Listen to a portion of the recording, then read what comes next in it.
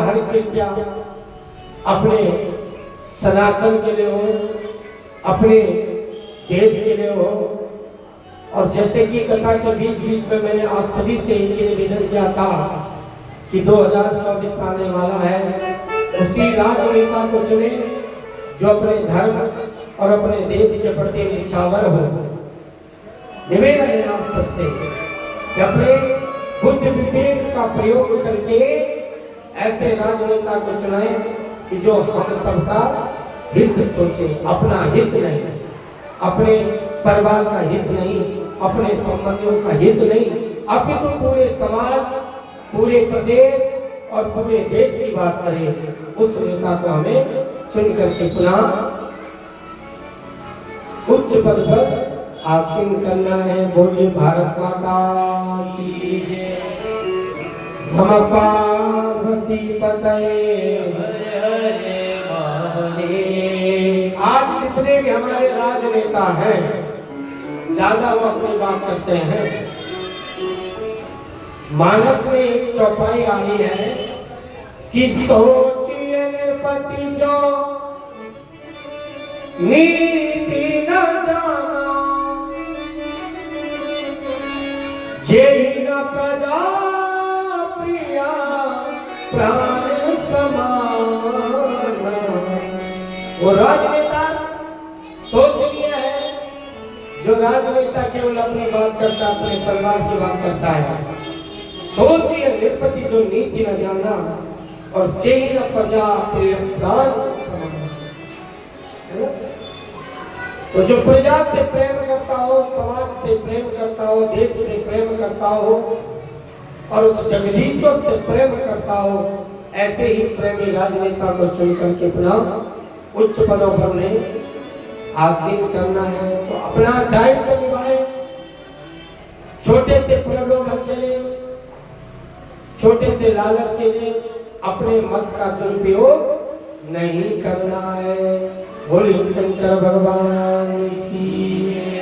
प्यारे भक्तों, शिव महापुराण की पावन कथा का आपने श्रवण किया और बहुत ही ध्यानपूर्वक आप सभी ने कथा सुनी। जोरदार तालियां अपने लिए, जोरदार, बहुत ही ध्यानपूर्वक।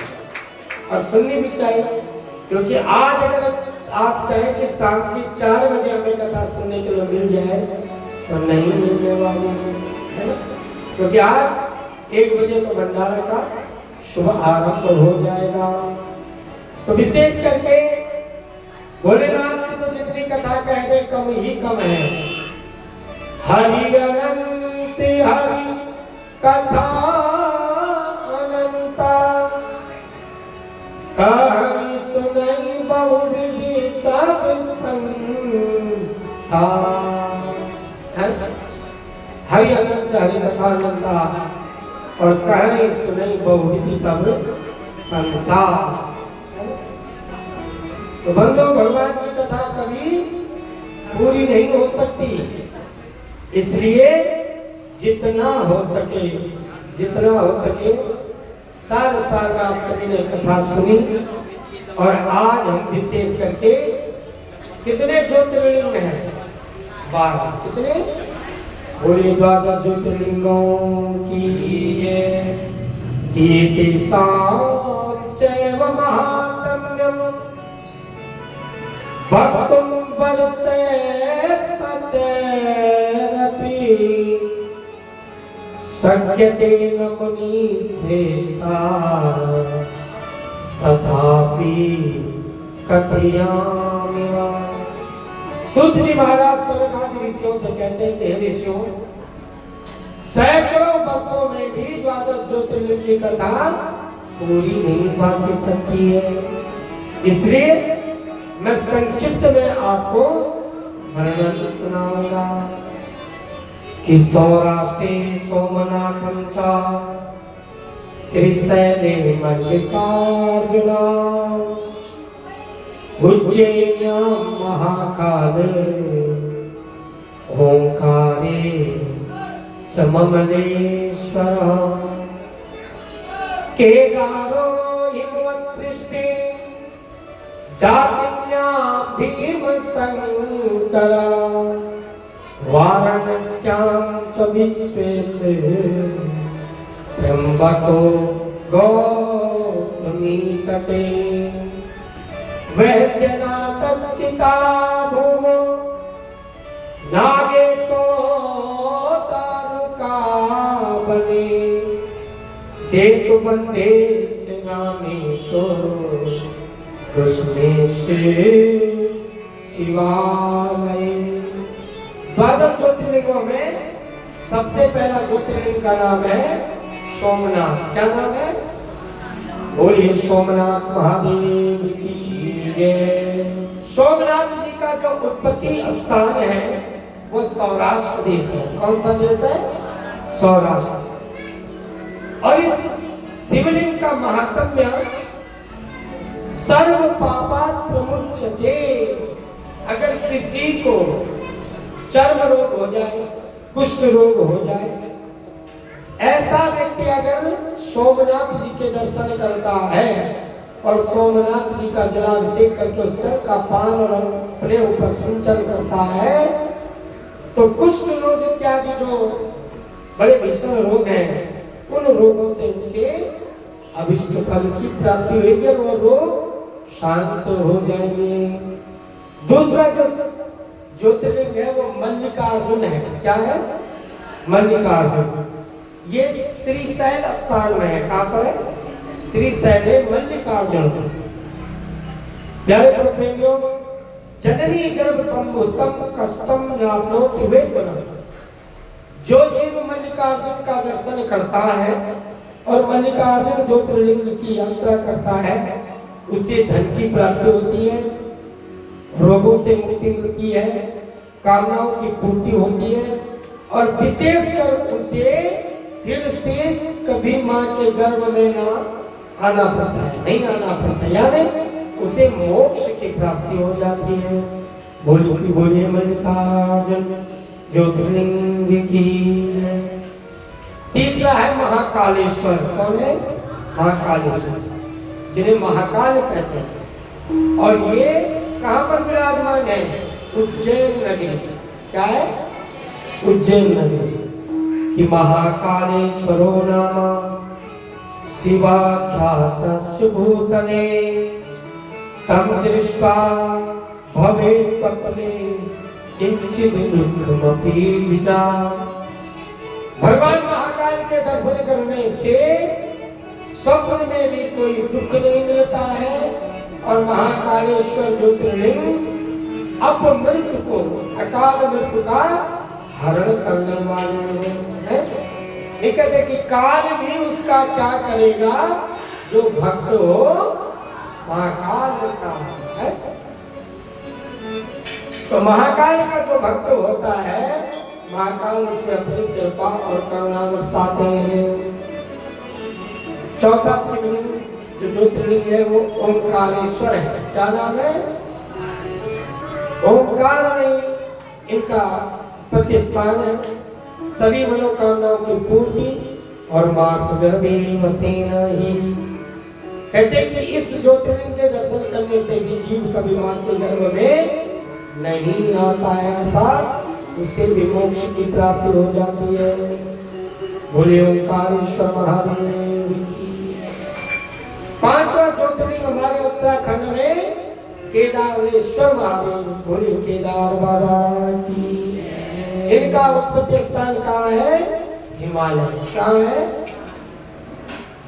बद्रीवन की यात्रा करने वाला जीवन मुक्त हो जाता है और केदारेश्वर का पूजन तथा वहां का जल पीने वाले का कभी पुनर्जन्म नहीं होता है, यानी वो सदैव सदैव के लिए शिवलोक का अधिकारी बन जाता है। बोले केदारेश्वर महादेव की जय। छठवां जो ज्योतिर्लिंग है वो भीमशंकर है। वो कहाँ है? भीमशंकर नाम से है और उत्पत्ति स्थान डाकनी में है। कहाँ है? डाकनी।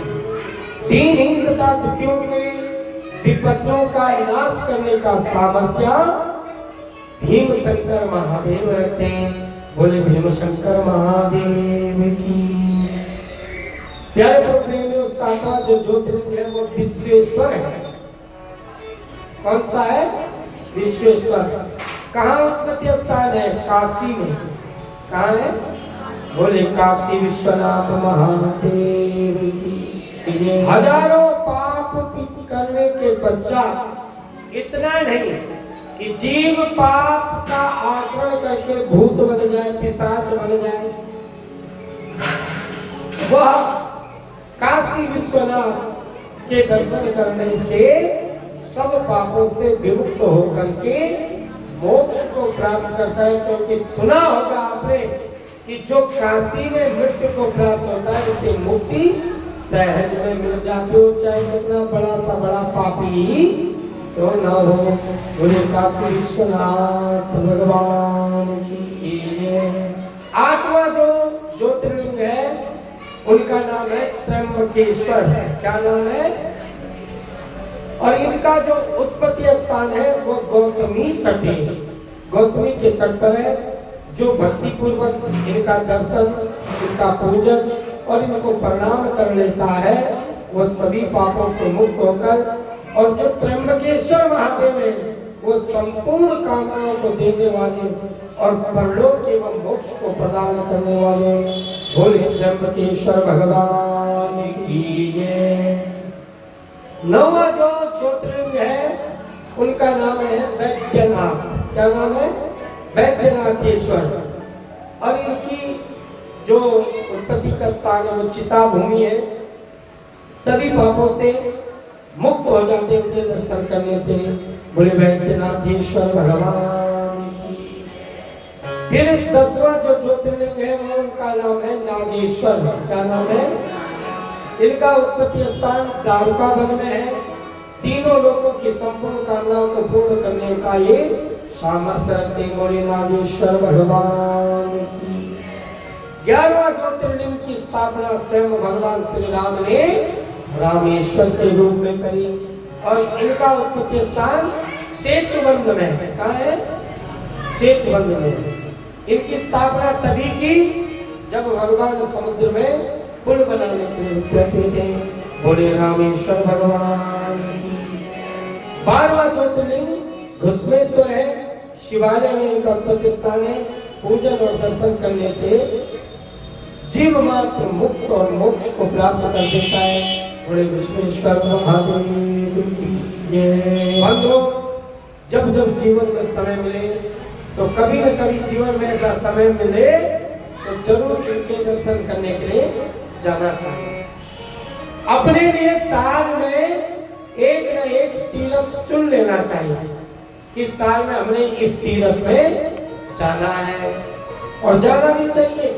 क्योंकि पहले भी आप सभी को बताया गया कि काम तो जीवन के इतने हैं कि कभी काम खत्म नहीं होने वाले हैं। काम खत्म तभी होंगे जब हम स्वयं संसार से विदा होंगे। इसलिए एक न एक तीर्थ जरूर जाना चाहिए।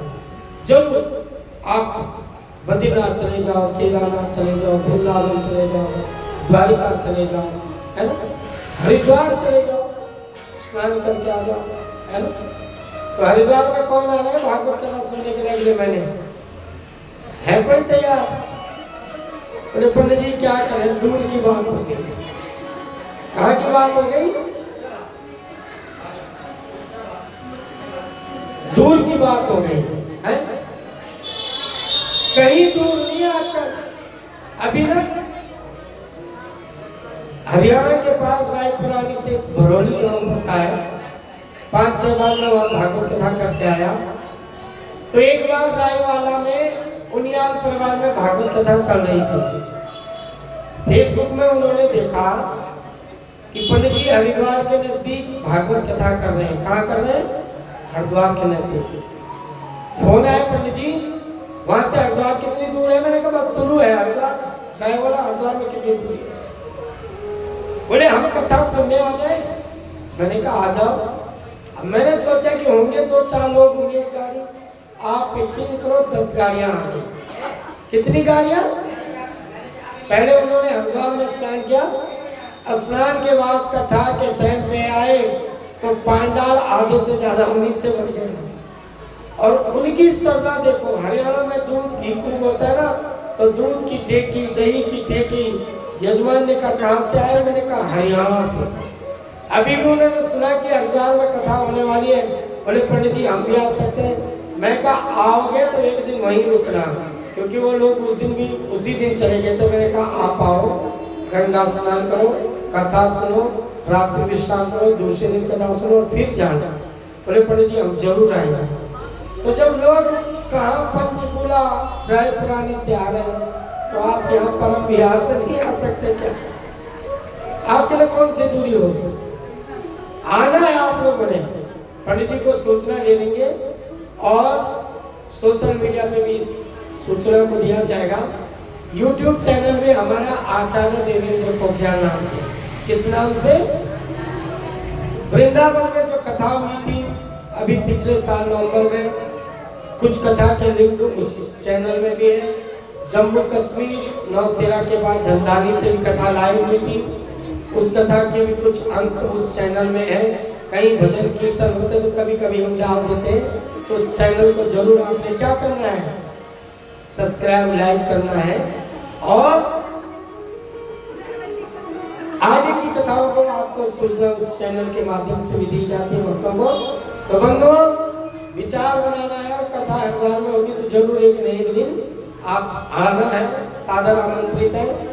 हरिद्वार कोई ज्यादा दूर नहीं है। बोले शंकर भगवान की नमः पार्वती हर हर महादेव। वो भजन में आता है कि वृंदावन कहाँ दूर है, बरसाना कहाँ, ये सब तेरी नजर का कसूर है। कि राधे राधे बोल श्याम आएंगे, आएंगे श्याम आएंगे, राधे राधे बोल श्याम आएंगे, श्याम आएंगे।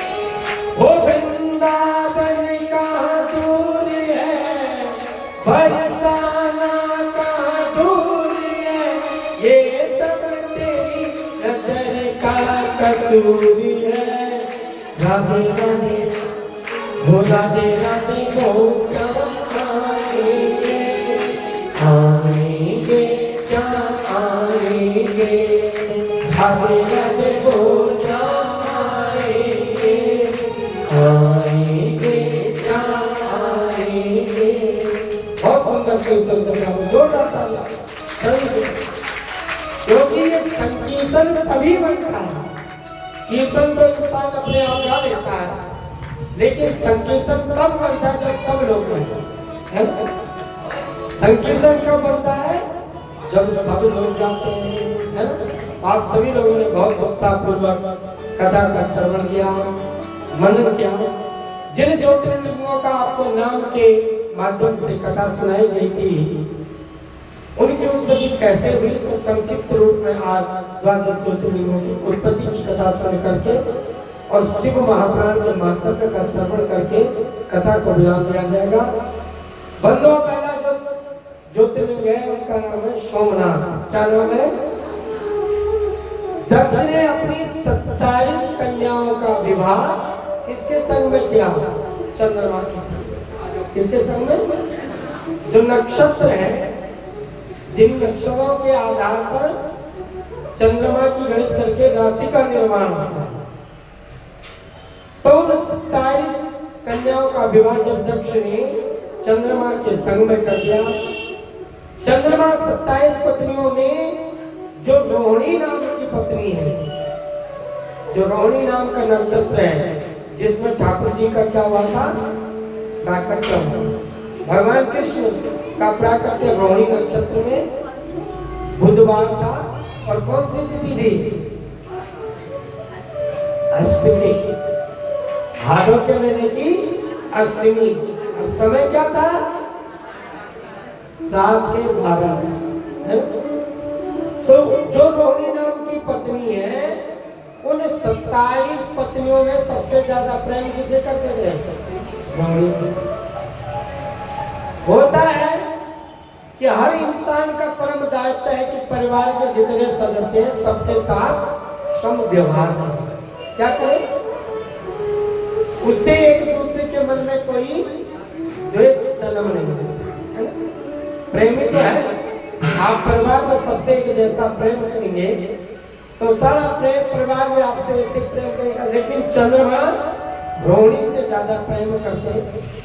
अन्य बहनों ने अपने पिता दक्ष को कहा कि हमारे पत्नी तो बहन रोहिणी को ज्यादा प्रेम करते हैं। तो दक्ष ने क्रोधित होकर के श्राप दे दिया चंद्रमा को कि तुम्हें क्षय रोग हो जाए। क्या रोग हो जाए? क्षय रोग हो जाए। क्षय रोग होने के कारण चंद्रमा की कांति मलिन होने लगी, चारों तरफ हाहाकार मच गया। देवता और ऋषि ब्रह्मा जी के पास गए, शरण में गए और कहा कि ब्रह्मदेव, चंद्रमा के इस रोग के निवारण का कोई उपाय बताओ। ब्रह्मा जी ने कहा कि चंद्रमा को प्रभास क्षेत्र में भेजो। कहाँ भेजो? प्रभास क्षेत्र, बद्रिकाश्रम में।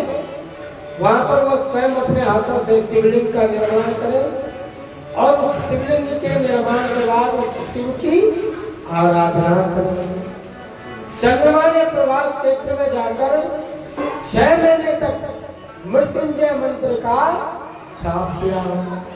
मृत्युंजय मंत्र एक तो महामृत्युंजय मंत्र जिसमें बीज लगते हैं और एक मृत्युंजय मंत्र जिसे आप भी गाते हैं। ओम त्र्यंबकम यजामहे सुगंधिं पुष्टिवर्धनम् उर्वारुकमिव बन्धनम् मृत्योर्मुक्षीयमामृता। इस मंत्र को जब आप जल चढ़ाते हैं भोलेनाथ को तो जरूर गाया है। भोलेनाथ को जल में दूध, तिल, हो सके दही, शहद, शक्कर